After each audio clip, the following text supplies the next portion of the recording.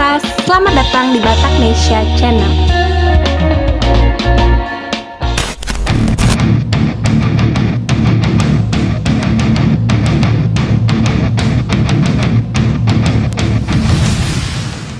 Tentara Nasional Indonesia memperingati hari ulang tahun ke-76 tepat pada tanggal 5 Oktober 2021. Presiden Joko Widodo memimpin upacara peringatan hari ulang tahun TNI ke-76 di Istana Merdeka. Presiden Jokowi bertindak selaku inspektur upacara.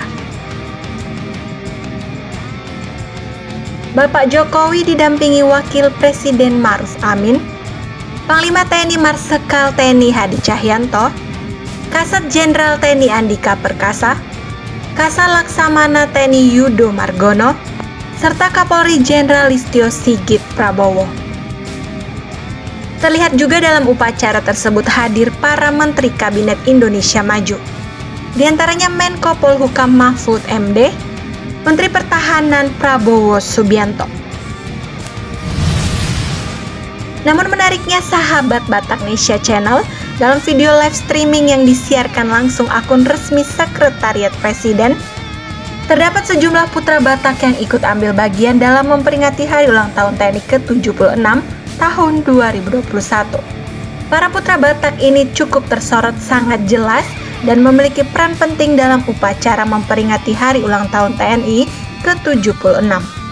Siapa saja dan apa perannya?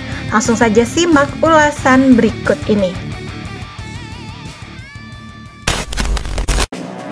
Yang pertama kali terlihat yakni Kolonel S. Sitohang.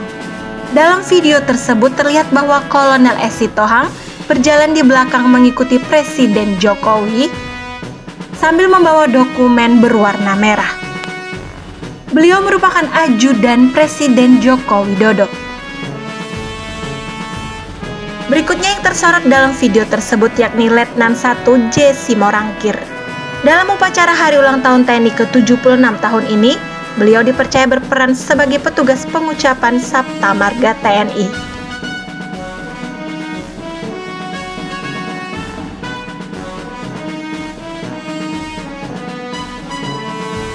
Kemudian putra Batak berikutnya yang tersorot adalah Letkol PNB Dharma Tegultom.